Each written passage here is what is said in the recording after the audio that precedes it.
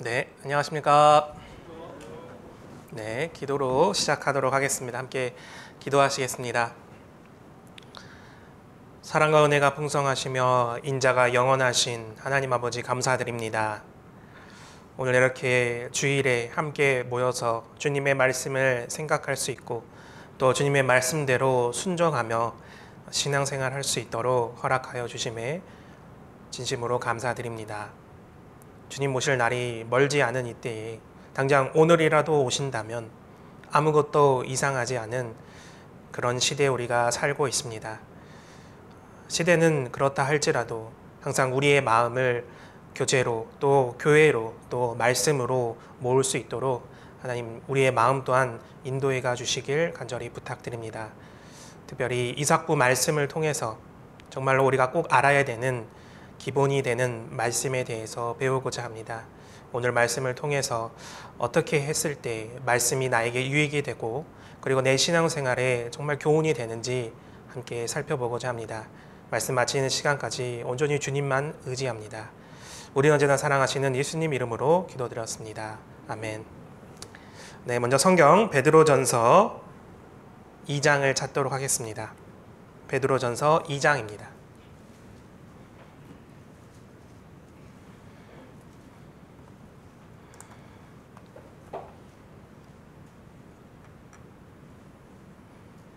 베드로전서 2장 1절부터 2절까지 같이 한번 읽어보시겠습니다. 그러므로 모든 악독과 모든 괴율과 외식과 시기와 모든 비방하는 말을 버리고 갓난 아이들같이 순전하고 신령한 젖을 사모하라. 이는 이로 말미암아 너희로 구원에 이르도록 자라게 하려 함이라. 네, 문을 여는 말씀이면서 동시에 우리 이삭부 형제 자매님들에게는 너무나도 중요한 말씀이라고 할 수 있습니다. 여기 이제 앞쪽에 모든 악독과 모든 괴율과 외식과 시기와 모든 비방하는 말을 버리고, 이것은 내가 구원받기 이전에 살아왔던 나의 삶의 모습이었습니다. 하나님을 알지도 못했고 세상에 소망도 없고 그저 악을 물마심같이 짓기만 하며 살던 그 시대에 내가 짓던 그런 모든 죄들을 여기 거론하고 계십니다. 그런데 구원받은 이후에는 달라져야 된다라고 말씀하시는 거예요. 그리고 그 이전의 삶을 버리고 이제는 갓난 아이들 같이 순전하고 신령한 젖을 사모하라. 갓난 아이들 같이. 갓난 아이는 누구를 얘기하는 거죠?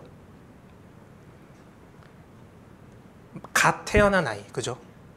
이제 세상에 갓 태어나서 눈도 못 뜨고 정말 어떻게 보면은 연약한 가장 이 세상에서 연약한 존재라고 할 수 있잖아요. 마치 그와 같은 존재가 이제 막 구원받은 그리스도인이다 말씀하시는 거예요. 구원을 받은 사람은 나이가 어떠했든 성별이 어떠했든 그 사람의 이 세상의 지위와 위치가 어떠했든 그 사람이 어떤 재력가든 그런 것과 상관없이 정말 영적으로는 이제 어린아이 단계다 말씀하시는 거예요. 거듭난 사람의 몸은 다 큰 성인이라고 할지라도 영적으로는 갓난아이와 같다 말씀하시는 겁니다. 이 어린아이, 갓난아이와 같은 이런 상태였을 때 어떻게 해야 될까요? 베드로전서 2장 2절에는 순전하고 신령한 젖을 사모하라. 순전하고 신령한 젖을 사모하라는 거예요. 어린아이에게 가장 강한 본능이 뭘까요? 젖을 사모하는 본능이잖아요. 엄마의 젖을 찾고자 하는 본능이 그 갓난아이의 마음속에, 본능 속에 내재되어 있습니다. 사람만이 아닙니다. 동물의 왕국 보신 적 있으세요? 동물의 왕국 새끼들 이렇게 보면, 동물 새끼들을 보면 아직 눈도 못 떠서 꼬물꼬물하고 있는데 어떻게든 필사적으로 엄마 젖을 찾기 위해서 막 발버둥 치는 그런 모습을 우리가 동물의 왕국에서 볼 수 있잖아요. 저도 이제 어렸을 때 시골에 있는 할아버지 집에 가면요, 강아지들이 항상 있었습니다. 한두 마리가 아니라 정말 여러 마리가 있었는데 집에서 키우는 강아지가 있었고 창고에서 키우는 강아지가 있었고 또 논과 밭을 지키던 강아지도 있었고요. 여러 마리를 키웠습니다. 그런데 얼마나 귀여워요. 그죠? 그런데 그 강아지가 이제 새끼를 낳으면 그 새끼만큼 귀여운 강아지가 없거든요. 그래서 이제 누구는 그 시골에 있는 강아지는 시골의 자부종이다. 뭐 이런 얘기도 하더라고요.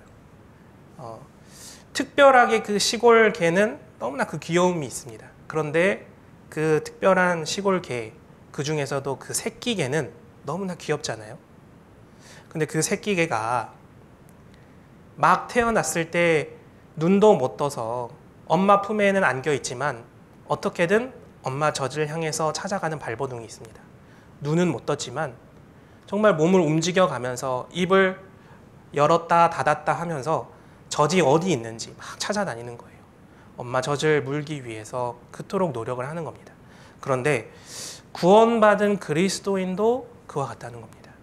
한번 구원받은 그 사람 속에는 성령이 들어오시고 말씀을 분별하는 능력을 주시고 정말 처음 들은 것을 너희 안에 거하게 하라는 요한일서 말씀처럼 내가 처음 들은 그 복음 말씀이 있는 교회에 내가 거하고 그 속에서 하나님이 주시는 이 신령한 젖을 받아들임으로 점점 자라고자 하는 그 본능이 들어와 있는 거예요.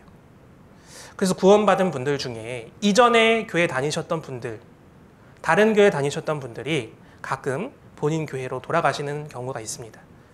그러나 정말 구원받으신 분들은요, 돌아가시고 나셔서 이제 생각이 달라지시는 거예요. 내가 처음 들었던 그 복음 말씀과 다른 이 말씀들, 내가 정말 복음 말씀 들었던 그 교회로 돌아가야겠다는 그런 마음이 확고하게 자리 잡게 됩니다. 여기 갓난아이들 같이 순전하고 신령한 젖을 사모하라. 우리는 정말 이 복음 말씀이 있는 우리 교회에서 신령한 젖을 사모해야 됩니다. 구원받은 사람에게는 참 진리의 말씀을 사모하는 영적인 본능이 내재되어 있는 거예요. 젖은 갓난아이의 성장에 필수잖아요. 그죠? 젖이 없으면 갓난아이가 성장할 수 없습니다. 말씀은 그리스도인의 신앙생활이 되는데 필수적인 거예요. 여기 나타나 있는 순전하고 신령한 젖, 이게 바로 하나님의 말씀을 가리키고 계시는 겁니다. 그래서 여기 이제 말씀과 관련된 아주 중요한 말씀이 있는데요. 시편 138편 2절 말씀을 제가 한번 읽어보도록 하겠습니다. 내가 주의 성전을 향하여 경배하며 주의 인자하심과 성실하심을 인하여 주의 이름에 감사하오리니. 주의 인자하심은 주님의 사랑을 얘기하는 겁니다. 우리를 향한 주님의 사랑, 그리고 주님의 성실하심을 인하여 내가 주님의 이름에 감사한다. 여기 이제 주님의 이름 이렇게 되어 있는데요. 우리가 이제 성경을 배워가고 성경을 읽다 보면 하나님의 이름이 참 많이 나오거든요. 대표적으로 우리가 집회 때 하나님의 이름 중에 어떤 이름을 제일 많이 듣죠? 맞습니다. 여호와 하나님. 출애굽기 3장에 여호와 하나님이라는 이름이 처음 등장합니다. I am who I am. 나는 스스로 있는 자다. 하나님의 이름이 있어요. 그런데 그 자신을 스스로 여호와다 설계하시는 그 하나님의 이름만 있는 게 아니라요. 성경을 배우다 보면 수많은 이름들이 나옵니다. 치료의 하나님인 여호와 라파. 또 어떤 이름이 있죠? 준비하시는 하나님 여호와 이레. 또 승리케 하시는 여호와 니시. 또 전능한 하나님 엘샤다이. 이건 외에도 수많은 이름들이 성경에 나오거든요. 그런데 하나님은 왜 이렇게 많은 이름들을 두셨을까? 주의 이름에 감사하오리니. 주님의 그 능력과 특성과 속성을 얘기하는 겁니다. 주님은 사람이 아니시잖아요. 주님은 절대자이시자 창조주이시자 주님은 우리 삶과 우리 인생과 인류 역사를 주관하시는 전지전능하신 분입니다. 사람처럼 아무개 누구누구다 어떤 사람의 이름으로 특정하실 수 있는 분이 아닌 거예요. 너무나 능력이 많으시고 너무나 속성이 다양하신 분이에요. 그래서 그때마다 하나님께서 나에게는 이러한 능력도 있단다. 나에게는 이러한 속성도 있단다. 하나님의 이름을 하나씩 우리 때문에 알려주시는 겁니다. 그래서 그걸 통해서 하나님이 갖고 계신 능력과 특성들을 우리가 알 수 있는데, 여기 시편 기자는 주님의 이름에 감사한다 얘기를 하면서 그 뒤에 중요한 말씀을 이렇게 기록하고 있습니다. 주황색 글씨로 표시된 부분을 같이 한번 읽어보겠습니다. 주께서 주의 말씀을 주의 모든 이름 위에 높게 하셨습니다. 자, 그런데 주님의 그 많은 능력과 특성이 담겨져 있는 주님의 이름보다 더 한 단계 높여 놓으신 게 있는데, 그게 무엇이냐? 주님의 말씀이라는 거예요. 하나님 자신보다 자신의 말씀을 더 높은 곳에 올려놓으신 겁니다. 다시 말해서 하나님은 말씀대로 일하시는 분이죠. 그죠? 말씀대로 역사에 오셨고, 그리고 앞으로도 말씀대로 역사에 가십니다. 말씀 범위 안에서만 역사하시는 거예요. 말씀 범위 안에서만 일하십니다. 그 얘기는 하나님께서 이 말씀의 권위를 그토록 높여 놓으시고 우리에게 보여주시는 겁니다. 나 전지전능한 절대자인 나조차도 말씀을 더 높이 올려놓았으니 너희도 말씀의 권위 앞에 순종해라. 말씀에 순종하고 말씀대로 살아가라 말씀하시는 거예요. 왜 이렇게까지 하나님이 하셨을까요? 왜 말씀의 권위를 자신보다 높여 놓으셨을까요?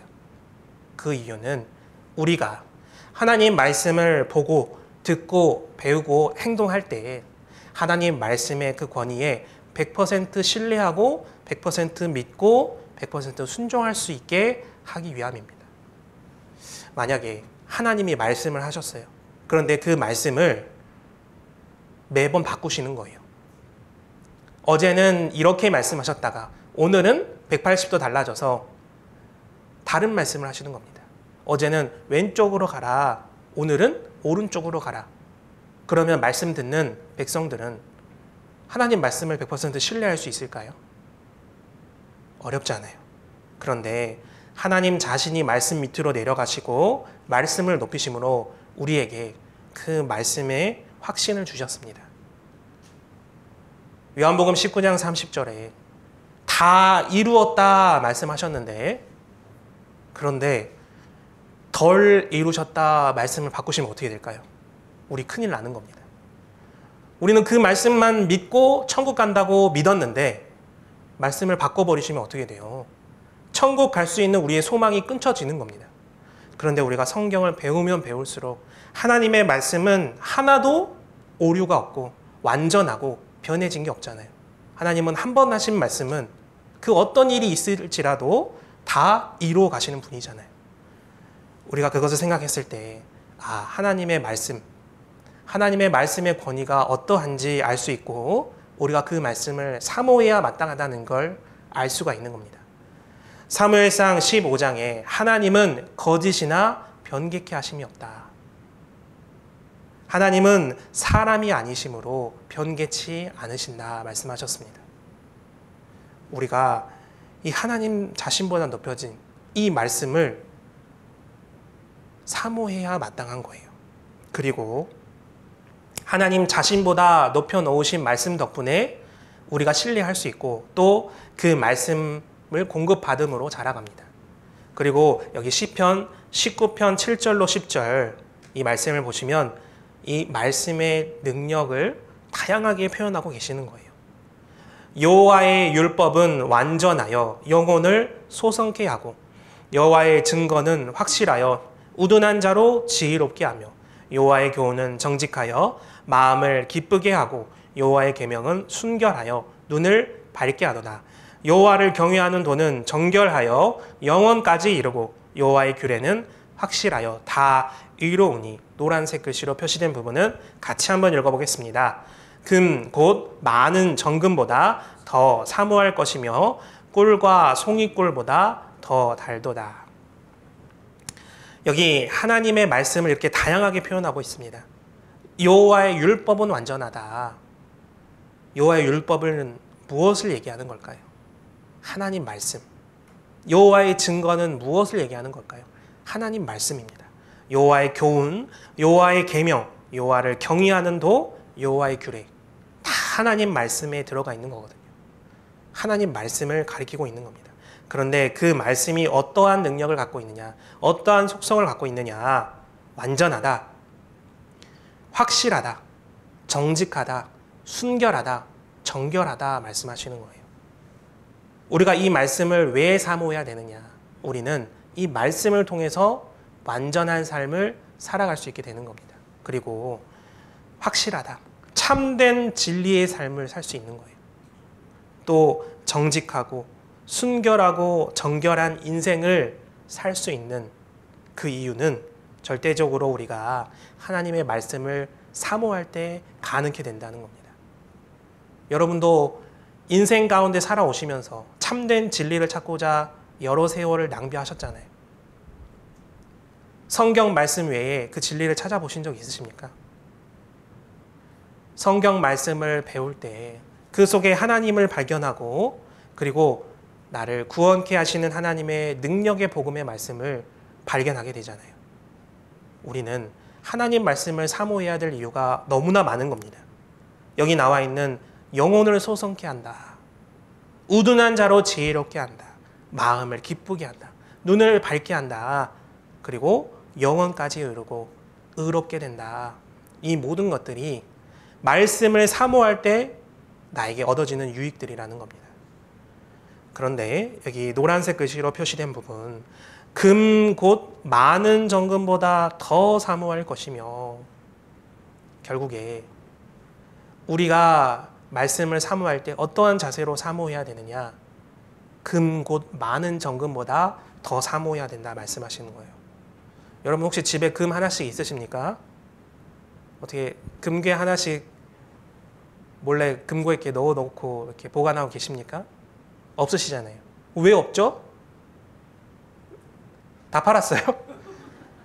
금이 그만큼 귀하잖아요. 요즘 금값 얼마나 올랐어요. 금이라고 하는 것은 아주 고귀한 금속을 얘기하는 겁니다. 금은 왜 귀할까? 금은 우리가 살고 있는 이 물질 세상에서 가장 안정한 금속 중에 하나입니다. 어떠한 상태에서도 변하지 않는 거예요. 그 가치가. 그러니까 사람들이 이 금을 가장 귀한 귀금속으로 분류를 해놓는 겁니다. 우리 시대도 그랬고 옛날도 그러했어요. 그런데 그 가치가 높은 그 금, 많은 정금, 특별히 이 정금은 여러 번 재련하고 재련해서 불순물들을 다 걷어내야지만 정금이 되는 거잖아요. 그런데 이 정금보다 더 사모할 것이 하나님 말씀이다 얘기를 하시잖아요. 아까 베드로전서 2장 2절에 뭐라고 말씀하셨죠? 갓난 아이들 같이, 한번 빨리 지금 보십시오. 찾아보셨던 성경 말씀, 순전하고 신령한 젖을 사모하라. 순전하다는 게 어떤 의미예요? 순전하다는 게 불순물이 전혀 없는 상태를 얘기하잖아요. 그죠? 순전하고 신령하다, 그 얘기는 아주 순수한 것을 의미하는 겁니다.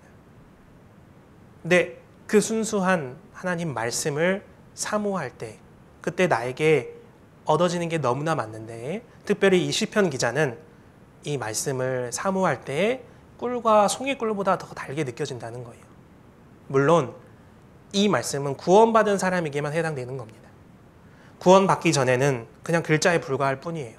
그러나 구원받고 나서 이 하나님 말씀을 읽고 듣고 묵상하고 순종할 때, 그렇구나. 내가 이 말씀 아니었다면 정말 나는 영원한 멸망에 빠질 뻔했구나. 하나님께 일단 감사가 되잖아요. 내 영혼이 소성되는 겁니다.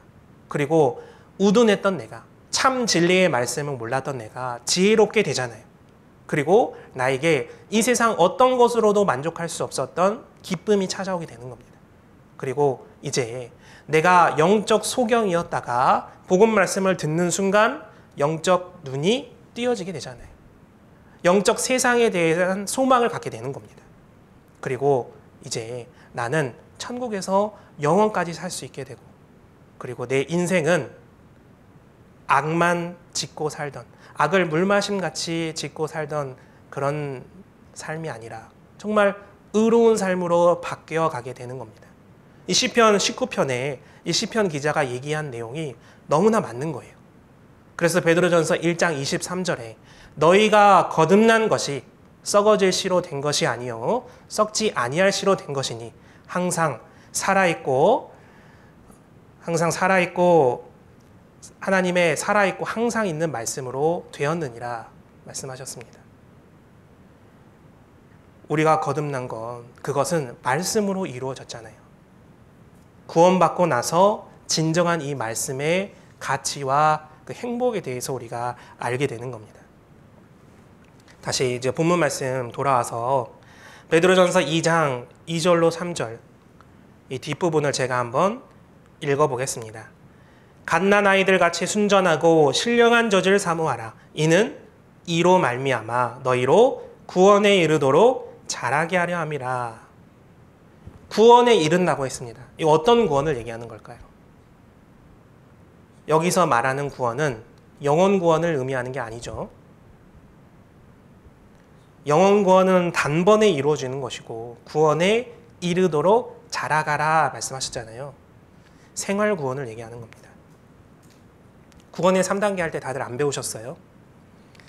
다들 잊어버리셨다면 빨리 집에 가셔서 복습하셔야 됩니다. 여기서 말하는 구원은 생활 구원을 얘기하시는 거예요. 우리의 성품과 마음이 변하고 생활이 변하면서 점점 처음 내가 구원받았을 때하고는 완전히 달라진 사람으로 바뀌어가게 되는 겁니다. 언제 내가 이렇게 변했지 생각할 정도로 1년 후, 2년 후, 5년 후, 10년 후에는 내가 영적으로 완전히 달라진 사람이란 걸 느껴지시게 될 거예요. 어린아이들 잘하는 거 보십시오. 우리 교회 학교에도 많은 친구들이 있는데 분명히 뛰어다닌 지 얼마 안 된 것 같은데 엊그제 또 수능 시험 쳤잖아요.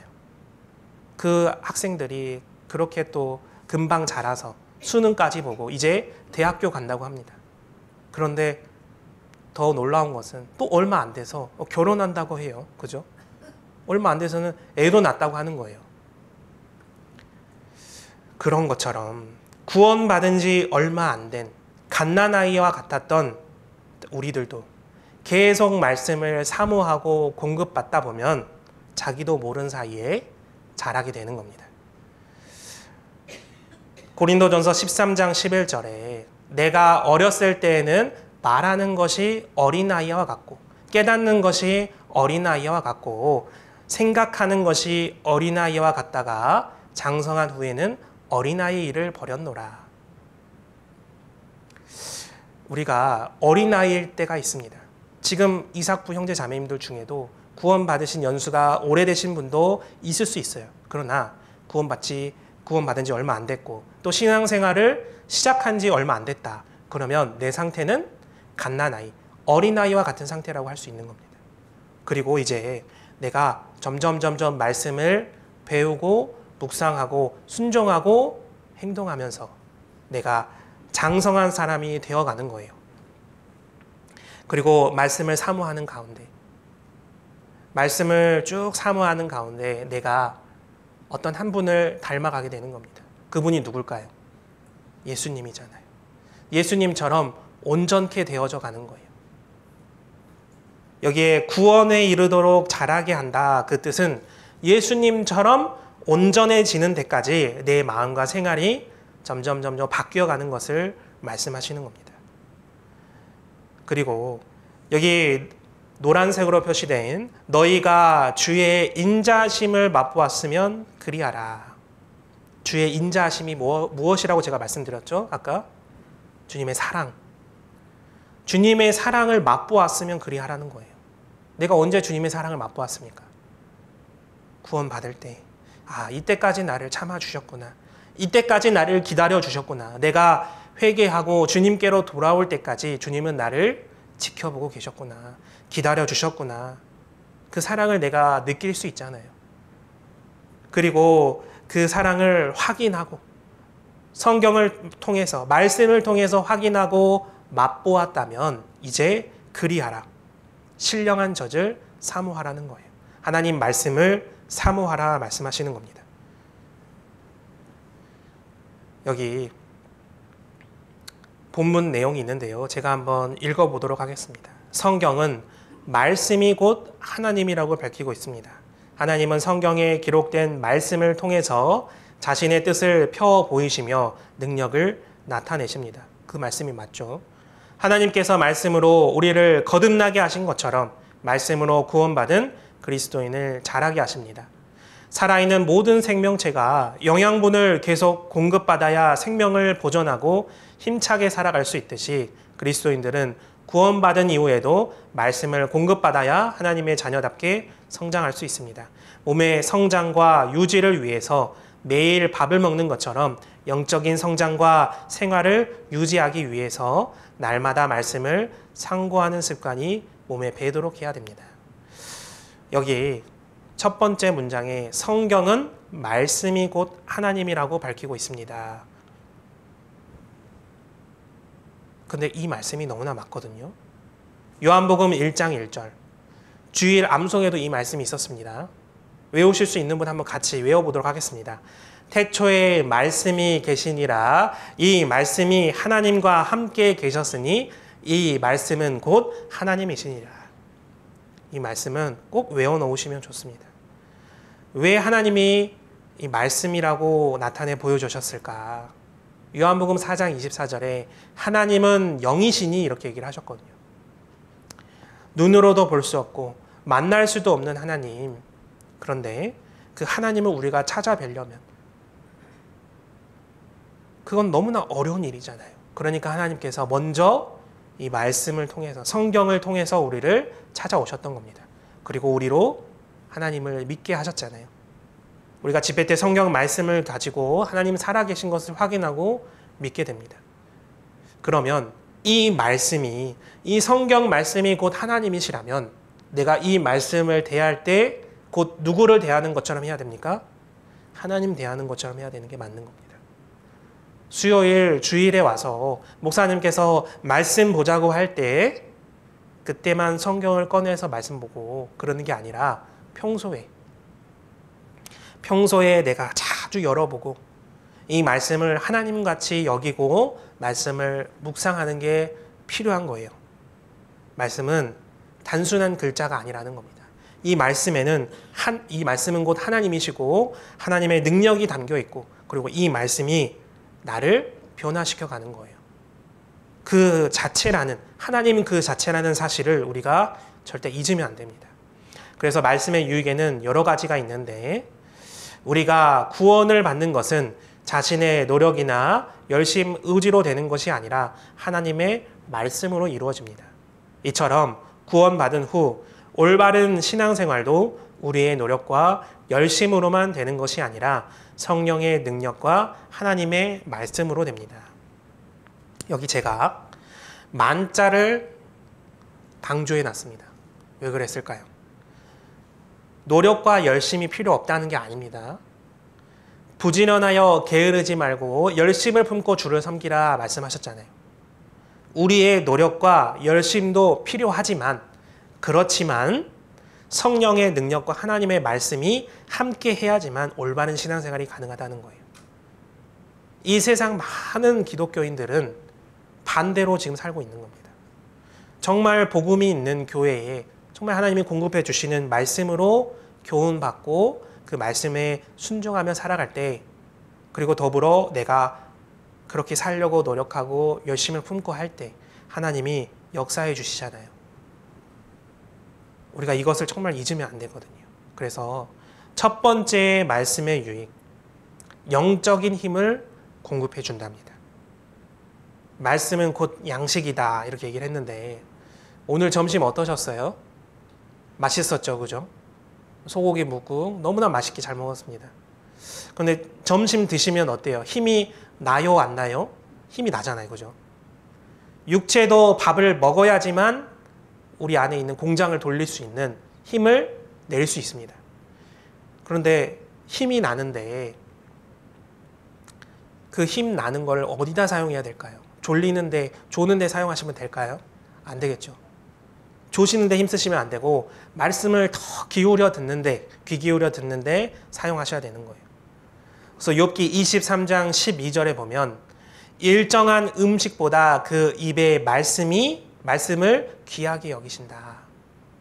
일정한 음식보다 그 입의 말씀이 더 귀하다는 거예요. 우리가 육신에는 여러 가지 풍족한 음식과 먹을 만한 것들로 채워서 힘을 내는데 정작 영혼의 양식은 얼마만큼 채우고 있는가? 영혼의 양식이 곧 말씀이다 얘기하시는 겁니다. 일정한 음식이 뭘까요? 우리가 삼시세끼 밥을 먹잖아요. 그죠? 혹시 여기에 나는 다른 사람들과 다르게 삼시세끼가 아니라 십시 십끼 먹는다 혹시 계시나요? 손 들어보실래요? 없으시잖아요. 그죠? 일정한 음식을 우리는 먹습니다. 혹시 이제 세 끼 안 드시는 분은 두 끼 정도 드시고 또 요즘에는 한 끼만 드시는 분도 계십니다. 그러나 일정한 음식을 드시잖아요. 그죠? 정해진 시간에 정해진 음식의 양으로 내가 생명을 유지할 수 있습니다.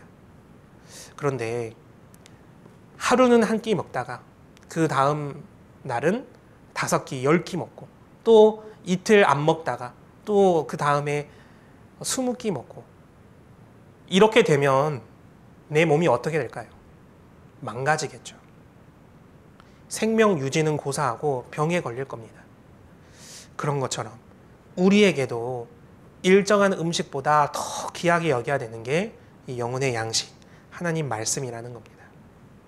여기 마태복음 4장에 보면 사단 마귀가 예수님을 40일간 금식한 후에 시험하시는 내용이 나오는데요. 제가 한번 읽어보도록 하겠습니다.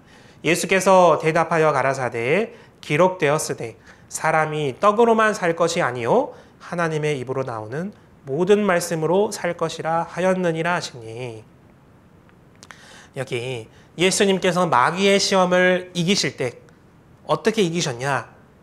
가라사대에 기록되었으되 하나님 말씀으로 마귀의 시험을 물리치신 일이 있었어요. 근데 그때 사람이 떡으로만 살 것이 아니요. 그 얘기는 떡이 필요 없다는 얘기입니까? 아니죠. 떡도 필요합니다. 떡도 필요하지만 하나님의 입으로 나오는 모든 말씀으로 살아야 된다. 하나님 말씀을 더 앞세워서 강조하고 계시잖아요. 너네 떡 먹어야 생명 유지할 수 있어. 그러나 너네 육신의 생명을 유지하는 음식보다 더 귀한 것이 있다. 그것이 무엇이냐? 하나님 말씀이다. 얘기를 하시는 거예요. 하나님 말씀은 우리에게 영적인 힘을 공급해 주십니다. 그리고 죄를 짓지 않도록 보호해 주시는 기능도 갖고 있는 거예요. 하나님 말씀을 계속 읽고 외우고 마음에 새기면 어떻게 될까요? 그 말씀이 나를 죄를 짓지 않도록 보호해 주는 겁니다. 시편 119편 11절 같이 한번 읽어보겠습니다. 청년이 무엇으로 그 행실을 깨끗게 하리까? 주의 말씀을 따라 삼갈 것이니이다. 내가 주께 범죄치 아니하려 하여 주의 말씀을 내 마음에 두었나이다. 시편 119편에 주의 말씀을 내 마음에 두었나이다. 주의 말씀이 내 마음에 딱 두어질 때 그때 내가 주의 말씀을 따라 죄를 삼갈 수 있다는 거예요. 다시 말하면 내 마음에 말씀이 두어져 있지 않고 그 말씀을 따라 내가 죄를 삼갈 수 없다, 그 얘기인 겁니다. 그렇다면 내가 죄를 멀리하려면 어떻게 될까요? 말씀을 계속 공급받아야 되는 겁니다. 여기 디모데전서 4장 5절에도 하나님의 말씀과 기도로 거룩하여짐이니라. 거룩이란 말은 죄로부터 구별된다, 그런 뜻입니다. 구원받기 이전에 악을 물마심같이 지었다면 구원받은 이후에는 하나님 말씀을 꾸준히 공급받음으로 거룩하여질 수 있다. 죄로부터 구별될 수 있다. 죄를 멀리하고 보호받을 수 있다 얘기를 하시는 거예요. 여기 세 번째 말씀의 유익, 생활 속의 허물과 죄로부터 깨끗하게 해준다는 겁니다. 에베소서 5장 26절, 이는 곧 물로 씻어 말씀으로 깨끗하게 하사 거룩하게 하시고 우리가 왜 말씀 생활해야 되냐? 결국은 구원받은 이후에 우리의 신앙생활을 거룩하게끔 만들어가기 위함입니다. 예수님 닮아가는 신앙생활을 하기 위함이에요. 우리가 짓는 허물과 죄로부터 우리가 어떻게 하면 멀어질 수 있을까? 내 행위와 내 노력과 내 의지로 가능할까? 불가능합니다. 세상에 있는 수많은 사람들이 어떤 고행과 수련과 어떤 자기 노력으로, 자기 열심으로 그 죄들을 멀리 해보려고 하지만 결국에 그 모든 것들이 덧없다, 허무하다 얘기하잖아요. 그런데 말씀을 통하면 그와 같은 것들이 가능해진다는 겁니다. 말씀에는 힘이 있기 때문이에요. 네 번째, 사단의 유혹과 거짓된 교훈으로부터 지켜주어 시험을 이기게 해줍니다. 우리가 그 마귀의 시험이 있다는 것을 배웠잖아요. 그리고 말씀을 통해서 그것을 이길 수 있는데 그 교훈을 예수님이 몸소 보여주셨습니다. 4장 4절에 예수께서 대답하여 가라사대 기록되었으되, 마귀가 40일간 굶주린 예수님에게 돌덩어리를 떡덩이가 되게 해봐라.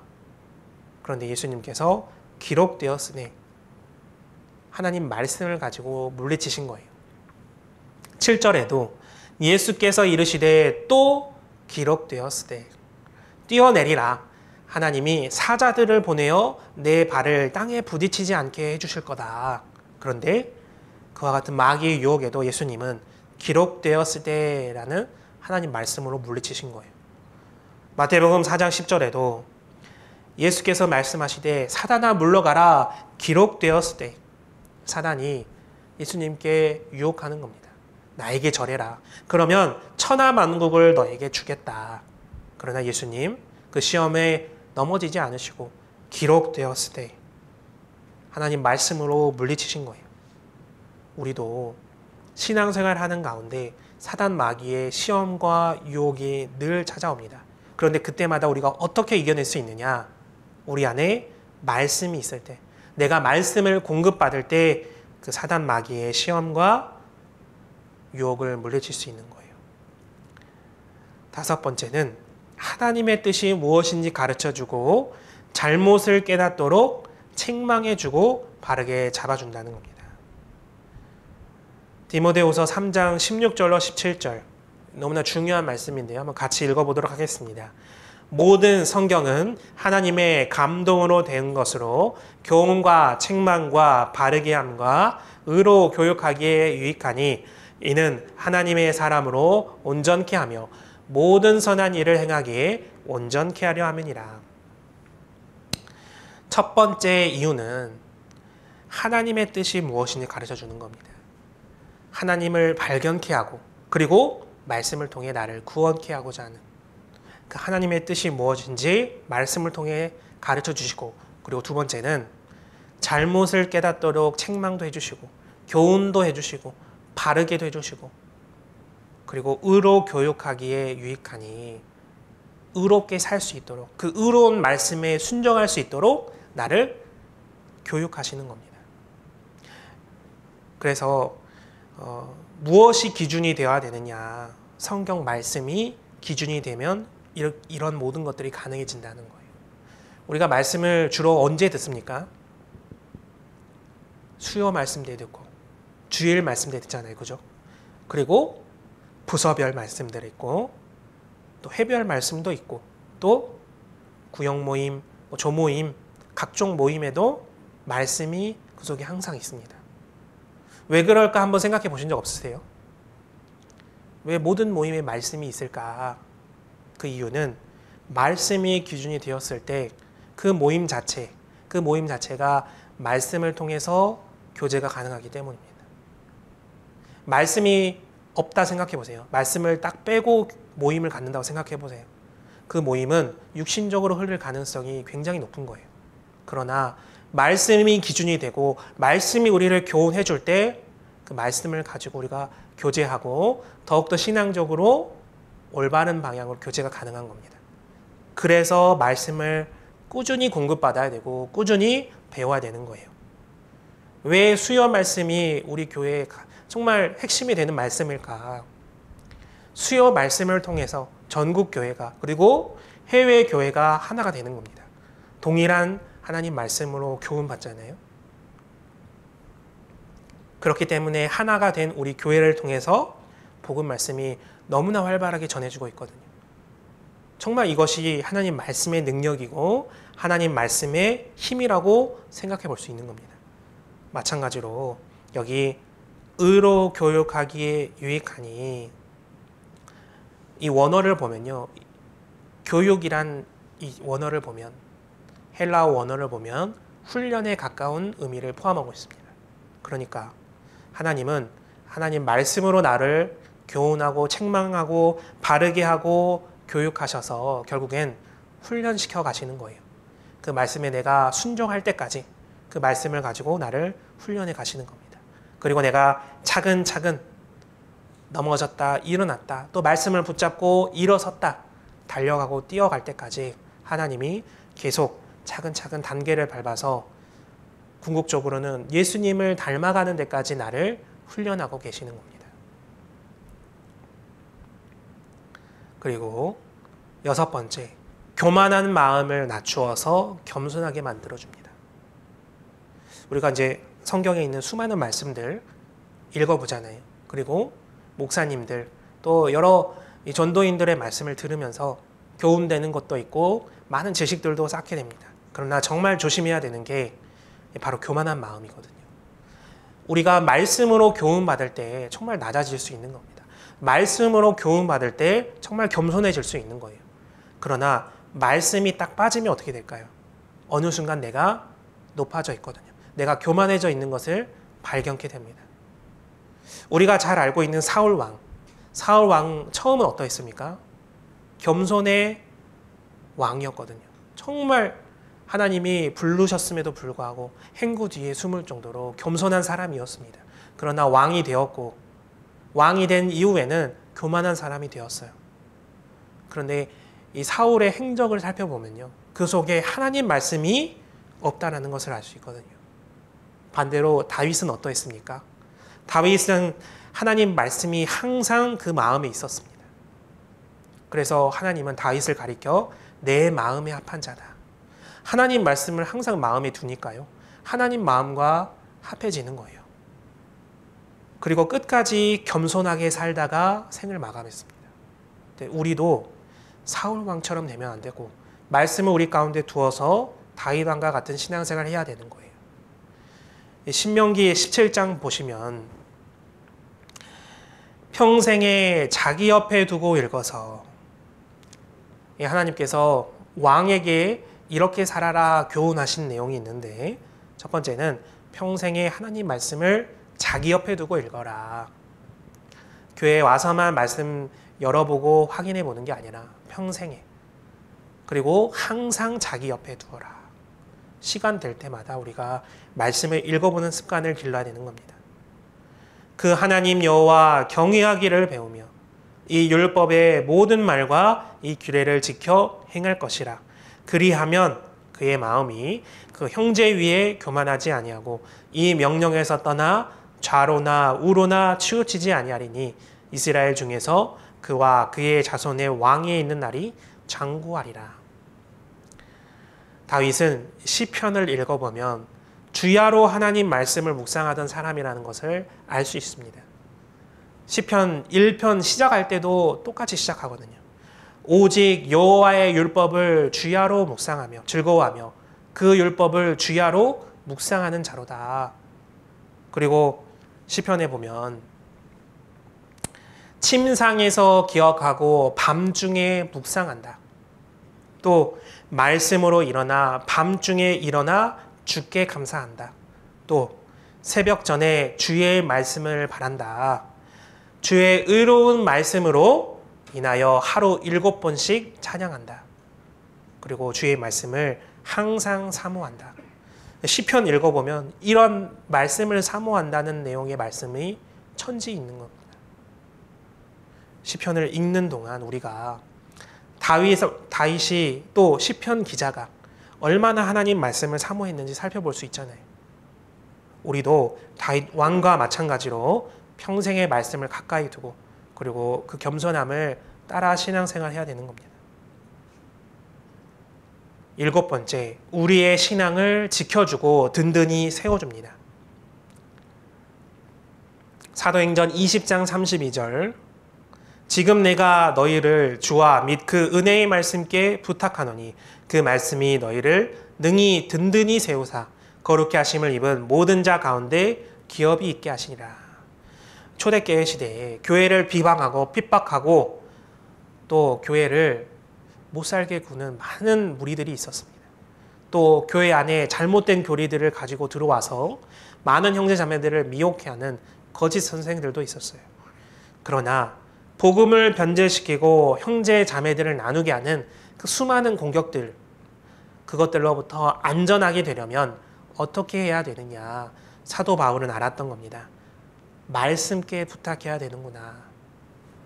오직 주의 말씀에 의지했을 때 그 말씀이 형제 자매들을 지켜주고 든든히 세워주는구나.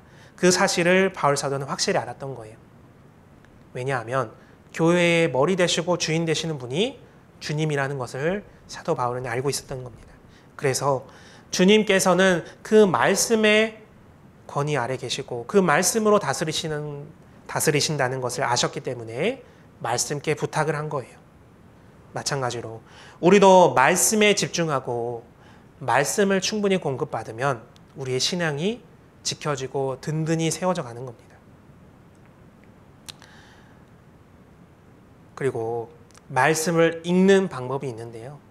먼저는 성경을 올바로 알기 위해서 먼저 많이 듣고 배우는 것이 가장 좋습니다. 그래서 주일, 수요일 말씀뿐 아니라 교회에서 제공되는 여러 말씀을 꾸준히 들으면 유익합니다. 이 말이 맞습니다. 로마서 10장 17절에 그러므로 믿음은 들음에서 나며 들음은 그리스도의 말씀으로 말미암았느니라. 먼저는 말씀을 듣는 게 너무나 중요한 거예요. 여기 보시면 신명기 6장 7절로 9절에 같이 한번 읽어보도록 하겠습니다. 내 자녀에게 부지런히 가르치며 집에 앉았을 때에든지 길에 행할 때에든지 누웠을 때에든지 일어날 때에든지 이 말씀을 강론할 것이며 너는 또 그것을 내 손목에 매어 기호를 삼으며 내 미간에 붙여 표를 삼고 또 내 집 문설주와 바깥문에 기록할지니라. 신명기 6장에 보면 일맥상통한 말씀을 똑같이 하고 계시는 겁니다. 무슨 일을 하든지 하나님 말씀을 거듭 반복해서 듣도록 해라. 늘 하나님 말씀과 동행해라. 8절에 보면 그 말씀을 내 손목에 매라. 손은 인간의 지체 중에 어떤 지체입니까? 가장 많은 일을 하는 지체잖아요. 가장 많이 사용하는 지체 중에 하나입니다. 그 얘기는 내 마음속의 생각이 가장 먼저 나타나는 그 지체, 그 손에 말씀을 메어서 항상 어떤 일을 하기 이전에 말씀을 기준으로 행동하라 말씀하신 거예요. 그리고 내 미간에 붙여라. 미간에 붙이는 것도 마찬가지죠. 우리의 생각, 우리의 마음, 우리의 사고, 우리의 주장, 우리의 판단까지도 모든 기준이 하나님 말씀에 두라는 거예요. 마지막은 내 집 문설주와 바깥문에 기록할지니라. 집 문설주와 바깥문에 말씀을 다 기록해 두면 어떻죠? 우리 집은 정말로 하나님 믿는 그런 하나님 말씀을 믿는 가정이다. 이것을 많은 사람에게 공표할 수 있잖아요. 그리고 정말 말씀대로 살기 위해 노력할 때 그때 우리의 가정, 우리의 집을 보고 다른 사람들이 말씀 듣기 위해 찾아올 겁니다. 정말 말씀대로 살기 위해서는 이 신명기 6장 7절로 9절 같은 이 내용이 필요한 거예요. 그리고 개인적으로 성경을 가까이 해야 되는 겁니다. 교회에서 공급해 주는 말씀을 듣는 것도 너무나 중요합니다. 그러나 우리 개인적으로도 우리 개인 각자도 성경을 가까이 해야 되는 거예요. 첫 번째로는 하루를 말씀으로 시작하고 말씀으로 마무리하는 겁니다. 여기 시편 119편 147절로 148절 내가 새벽 전에 부르짖으며 주의 말씀을 바라싸우며 주의 말씀을 묵상하려고 내 눈이 야경이 깊기 전에 깨었나이다. 이 노란색 글씨에 보시면 아침 일찍 새벽 전에 동트기 전에 그때 하나님께 부르짖는다. 하나님 말씀을 바란다. 얘기하고 있잖아요. 시편 기자는. 그 얘기는 무슨 뜻입니까? 하루의 시작을 하나님과의 대화로 시작하겠다는 거예요. 그리고 오늘 하루를 버틸 만한 그런 하나님의 말씀을 달라고 기도하는 겁니다. 실제로 그 QT라고도 하고 quiet time이라고도 하는 청년들이 많이 하는 이제 묵상하는 시간이 있습니다. 이른 아침에. 근데 그 시간에 청년들은 하루 동안에 수많은 이 세상 가운데 유혹과 어려움들이 찾아오니까요. 그 시간을 가지고 일상을 시작하면 말씀이 중심이 되어서 자기 마음을 지킬 수 있는 많은 유익들이 있거든요. 예수님께서도 새벽 미명에 한적한 곳에 가서서 기도하셨잖아요. 똑같이 우리도 가능하다면 이른 아침에 일어나서 말씀을 묵상하고 그리고 하나님과 대화하는 게 필요할 거예요. 그리고 이제 빨간 글씨로 표시된 주의 말씀을 묵상하려고 내 눈이 야경에 깊기 전에 깨었나이다. 분명히 잠을 자고 있어야 할 시간인데 그런데 잠을 자지 않고 일어나서 하나님 말씀을 묵상했다고 시편 기자 얘기하는 겁니다. 시편 기자가 불면증이 있어서 잠을 못 자서 그럴까요? 아닌 겁니다. 잠을 자다가도 또 잠이 들려고 하다가도 정말 하나님 말씀이 생각났을 때 그 말씀을 묵상하려고 잠은 잠깐 뒤로 멀리하고 하나님 말씀을 묵상하는 시간을 갖는 거예요. 이게 왜 필요하냐면요. 이 말씀 생활이 내 마음속에 그리고 내 일상생활 속에 딱 들어올 때 정말 내가 그 말씀에 순종해서 살아갈 수 있는 겁니다. 마음만으로는 내가 말씀대로 살아야지. 말씀대로 순종해야지. 수백 번 내가 마음 먹고 그렇게 살려고 해도 잘 안 되는 거예요. 먼저는 내 삶의 내 하루의 시작과 끝을 이렇게 습관으로 한번 만들어 가보는 겁니다. 그러면 정말 이게 나에게 말씀이 들어오고 그리고 그 말씀이 나를 움직여서 그 말씀대로 순종할 수 있도록 인도해 가는 것을 경험하시게 될 거예요. 그래서 이 말씀을 이 성경에는 만나 거두기에도 비유하기도 하시는데요. 출애굽기 16장 13절로 14절에 저녁에는 메추라기가 와서 진에 덮이고 아침에는 이슬이 진 사면에 있더니 그 이슬이 마른 후에 광야 지면에 작고 둥글며 서리같이 세미한 것이 있느니라. 이스라엘 민족이 출애굽한 이후에 이 광야를 건너가는데 하나님께 불평불만 원망을 가지는 겁니다. 내가 애굽에 있었다면 정말 거기서 고기도 먹고 편안한 생활들을 누리며 있었을 텐데 왜 나를 그 애굽에서 건져내셔서 이렇게 힘든 광야 생활을 하게 하시는가 불평불만했던 거예요. 그러니까 하나님께서는 이스라엘을 먼저 꾸짖으시기보다는 사랑으로 또 은혜로 먼저 일용할 양식을 이렇게 주셨던 겁니다. 만나로. 그런데 그 만나는 아침에 생기는 거예요. 이슬이 진 사면에 그 이슬이 딱 마르고 나면 둥글며 서리같이 세미한 이 만나가 있는 겁니다. 그 만나를 걷어서 그것으로 밥을 먹었던 거예요. 그러면 아침에 늦잠 자고 또 아침에 늦장 부리다가 못 나가면 어떻게 될까요? 다 이제 뜨거운 햇볕 아래 만나가 없어져 버리는 겁니다. 21절 보시면 무리가 아침마다 각기 식량대로 거두었고 아침에 일찍 일어난 무리들은 그 만나를 다 거둔 거예요. 그런데 그렇지 못한 사람들은 해가 뜨겁게 쪄이면 그것이 쓰러졌더라. 만나가 쓰러져 없어졌던 거예요. 늦게 일어나고 부지런하지 못한 사람에게는 말씀 앞으로 나오지 못한 사람에게는 그 말씀을 받을 수 없었던 겁니다. 우리가 말씀 생활을 어떻게 해야 될까요? 아침 일찍 말씀을 읽고 묵상하는 게 우리 영혼의 큰 양식이 된다는 것을 꼭 잊지 않아야 되는 겁니다.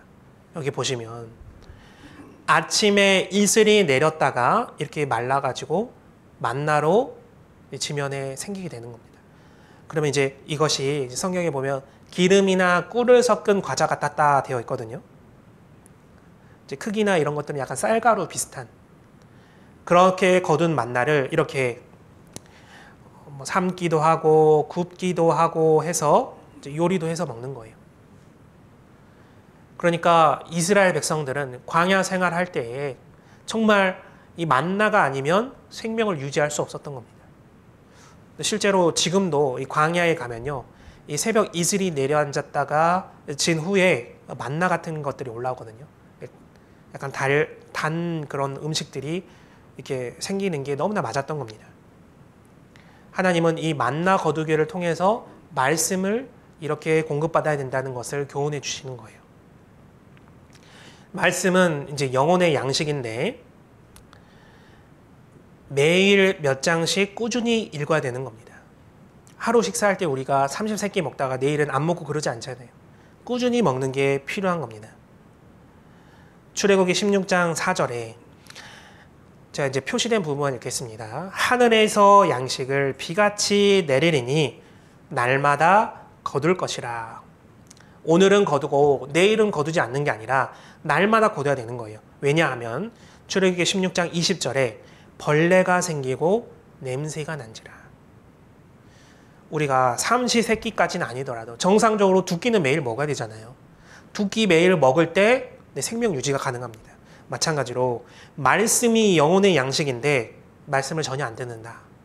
그 얘기는 내 마음에 벌레가 생기고 냄새가 나기 시작한 거예요.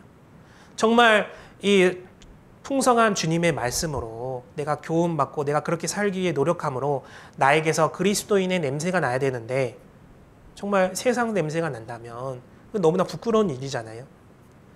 마태복음 4장에 사람이 떡으로만 살 것이 아니니, 그런데 나는 육신의 양식은 너무나 철저하게 챙기는데 영혼의 양식인 이 매일 몇 장씩 꾸준히 읽는 것을 멀리한다. 너무나 부끄러운 일이 될 겁니다. 신앙의 성장도 전혀 이루어지지 않을 거예요. 그래서 이 말씀을 만나 거두기로 이렇게 하나님께서 이렇게 비유해 주셨는데 우리도 가능하면 하루에 한 장이라도 꾸준히 읽는 게 필요합니다.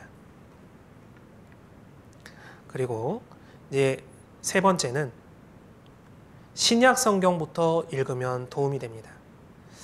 조금 더 정확히는요, 구원받은 후에 요한복음과 그 서신서를 좀 중심으로 읽으시면 좋습니다. 요한복음에는 주님의 복음에 대한 말씀이 풍성하게 담겨져 있잖아요. 주님의 사랑과 그 은혜의 말씀을 풍성히 내가 다시 한번 꾸준히 읽으면서 확인해보고, 그렇지, 주님의 사랑이 이러한 내용이었지, 주님의 복음 말씀이 이러한 내용이었지. 그리고 서신서, 예수님께서 공생의 기간 동안에 하셨던 그 말씀을 기준으로 이렇게 풀어서 각 교회 또 그 성도들에게 바울 사도나 사도들이 이제 보냈던 편지들 확인해 볼 수 있거든요. 처음 구원받은 이후에 이 서신서들을 읽으면 우리에게 참 도움이 됩니다. 더불어 성경을 읽는 것과 동시에 말씀을 계속 들으면 우리에게 너무나 교훈이 되는 겁니다. 또 성경을 읽다가 깨달아지는 말씀이나 마음에 와닿는 말씀은 색칠해 두면 더욱 오래 기억에 남습니다. 색칠해 보는 것도 좋은 거예요. 왜냐하면 우리가 기억력이 암기력이 이렇게 좋지 않잖아요. 그죠? 색칠로 이렇게 칠해 두시고 성경 읽으실 때마다 한 번 확인하고 또 목사님 말씀 찾으실 때마다 또 한 번 확인하고 계속 확인하다 보면 어느 순간 이 말씀이 내 마음에 들어오게 되는 겁니다. 그래서 언제든지 우리가 말씀을 마음속에 두는 게 중요한 거예요. 다섯 번째는 중요한 말씀은 암송해 두면 많은 유익이 됩니다. 하나님의 말씀, 이 하나님의 말씀을 우리가 꼭 암송할 필요가 있는 겁니다. 그래서 소식지에 있는 주일 말씀들을 암송해도 좋고, 또 내 마음에 정말 깨달아지거나 또 나에게 감동을 주었던 말씀이 있다면 그 암송을 꼭 하면 좋습니다. 신명기 30장 14절을 한번 같이 읽어보시겠습니다. 오직 그 말씀이 내게 심히 가까워서 내 입에 있으며 내 마음에 있은즉 내가 이를 행할 수 있느니라. 하나님의 말씀을 내 입에 두는 게 무엇을 말씀하실까? 우리가 언제든지 말씀을 읽을 수 있잖아요. 그죠? 또 암송도 해볼 수 있는 겁니다. 그래서 시편 19편 10절에 이 말씀이 송이꿀보다 더 달다 얘기했습니다. 그가 그렇게 말씀할 수 있었던 이유는 하나님의 말씀을 항상 자기 입에 두었기 때문이거든요. 그렇게 말씀을 늘 읽고 또 읽고 암송하고 묵상하고 하다 보면 그 말씀이 내 마음에 새겨지게 됩니다. 그래서 신명기 6장 6절에는 이 말씀을 내 마음에 새기고 이렇게 되어 있거든요. 내가 말씀을 읽고 또 암송하고 묵상할 때 그 말씀이 내 마음에 새겨지는 거예요. 그리고 그 말씀이 내 마음에 있게 되면, 새겨지게 되면 그 말씀대로 내가 행할 수 있는 겁니다. 내 노력과 의지와 내 행위로 말씀대로 살 수 있는 게 아니라 먼저는 그 말씀이 내 마음에 새겨지고 그 말씀이 내 마음에 있을 때 내가 그 말씀대로 순종하고 행동할 수 있는 거예요. 나는 할 수 없고 나는 말씀대로 할 수 있습니다. 이게 너무나 맞는 얘기인 겁니다. 그래서 신명기 30장 14절 말씀도 꼭 한번 암송 가능하시면 암송하셔서 떠올리고 되뇌고 정말 이 말씀대로 내가 실천해 보겠다, 이런 목표를 삼는 게 정말 중요할 겁니다. 속담 중에 천리길도 몇 걸음부터라고 되어 있죠? 한 걸음부터. 먼저는 계속 읽어보는 겁니다. 또 읽고 그리고 암송도 해보고, 암송이 되면 묵상도 해보고, 묵상도 되면 이제 진짜 내 마음에 새겨보고, 그리고 그 내 마음에 말씀이 새겨졌을 때 내가 그렇게 행동할 수 있게 나오는 겁니다. 성경에는 내가 아직 알기 어려운 것들이 덜어 있다라고 말씀하십니다. 어려운 내용은 넘어가십시오. 때가 되면 하나님께서 깨닫게 해주십니다. 아까 제가 장성한 사람이 되면 어린아이의 일을 버렸노라 말씀드렸잖아요. 어린아이일 때가 있고 장성한 사람이 됐을 때가 있습니다. 마찬가지로 어린아이일 때는 어떤 젖을 먹는다고요? 순전하고 신령한 젖을 먹습니다. 그런데 장성한 사람이 되면 단단한 식물을 먹는다, 성경이 얘기하신 거예요. 근데 어린아이는 자꾸 어른이 먹는 것을 자기도 먹고 싶다 달라고 하잖아요. 맵고 짜고 자극적이고 달고, 이게 뜨거운 음식들 자기가 먹고 싶다고 주면 어떻게 돼요? 어린아이 어떻게 돼요? 달라잖아요. 그러니까 주면 안 되는데, 내가 말씀을 읽다가 어렵고 이해 안 되는 그런 내용들이 있다, 그냥 지나가는 겁니다. 그리고 언젠간 하나님께서 깨닫게 도와주시겠지. 또 말씀을 듣는 중에 목사님이 또 전도인이 자세히 풀어서 설명해 주면, 아, 그때 내가 이해되지 않았던 그 말씀 이런 내용이었구나. 그때 하나님이 순리대로 나에게 필요한 때에 풀어서 알려주시는 겁니다. 내가 억지로 그것을 풀 필요가 전혀 없는 거예요. 때가 되면 말씀을 충분히 공급받고 자라가다 보면 어느 순간 자연스럽게 내가 그것을 알 수 있는 때가 찾아오는 겁니다. 그래서 베드로후서 3장 16절에는 또 그 모든 편지에도 이러한 일에 관하여 말하였으되 그 중에 알기 어려운 것이 더러 있으니 무식한 자들과 굳세지 못한 자들이 다른 성경과 같이 그것도 억지로 풀다가 스스로 멸망이 이르느니라. 우리는 이러한 사람같이 되면 안 되겠죠.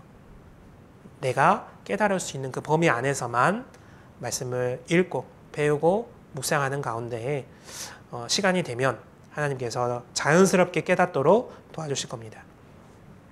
마지막으로 이 말씀의 가치에 대한 정리가 된 게 좋은 글이 있어서 한번 같이 이제 보려고 합니다. 첫 번째는 우리를 거듭나게 해주시죠. 말씀은 너무나 중요합니다.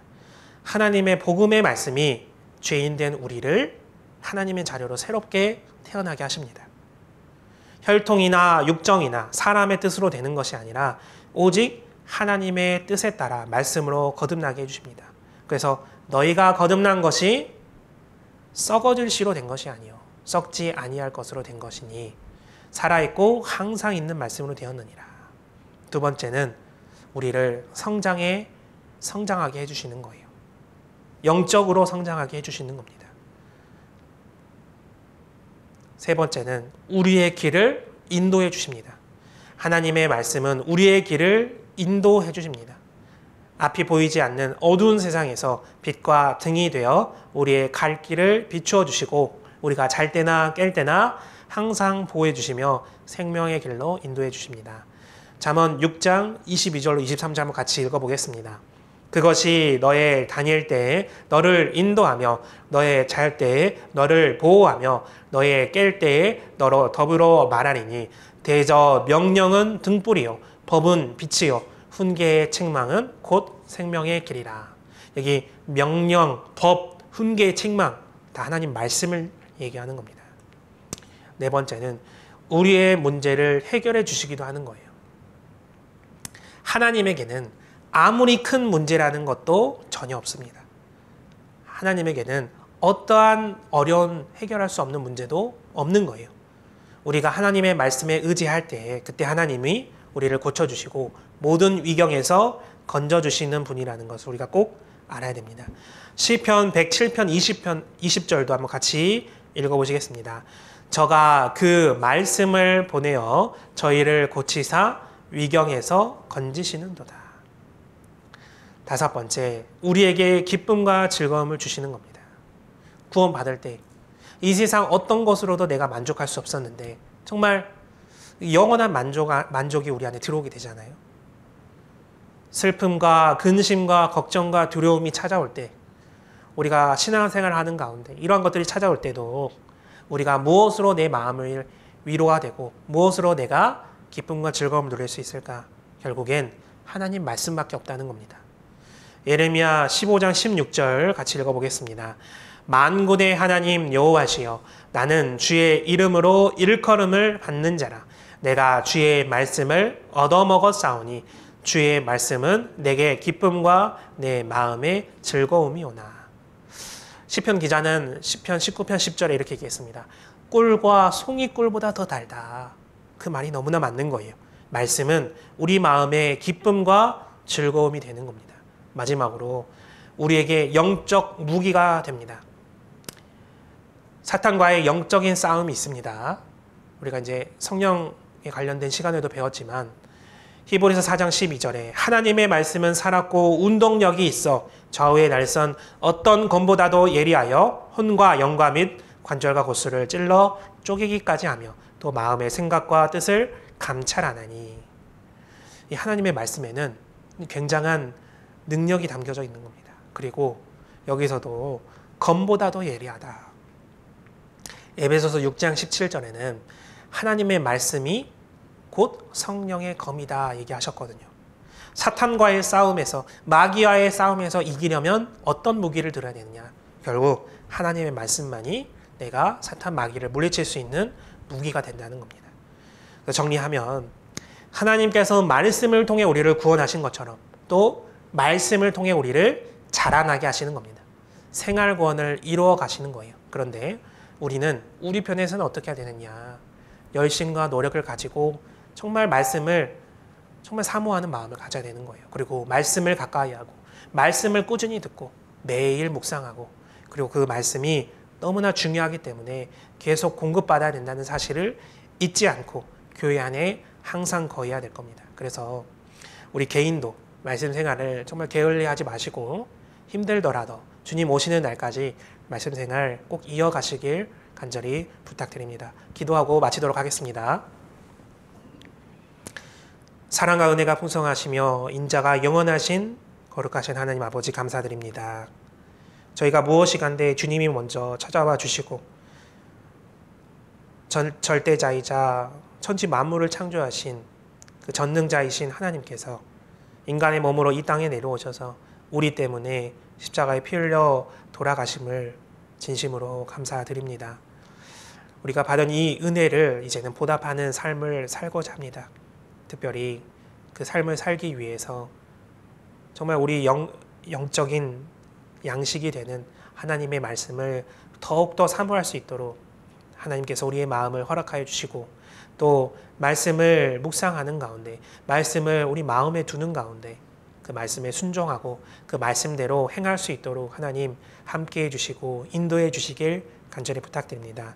우리 이삭부 형제 자매님들 어느 곳에 있든지 어느 시간에 있든지 어느 상황과 환경에 놓여 있든지 항상 주님의 말씀을 기준으로 삼고 주님의 말씀을 평생에 가까이 하여서 그 말씀대로 행할 수 있도록 하나님 인도해 주시길 간절히 부탁드립니다. 마치고 남아있는 교회 일정도 온전히 주님께서 인도해 주시길 부탁드리며 우리를 언제나 사랑하시는 예수님 이름으로 기도드렸습니다. 아멘.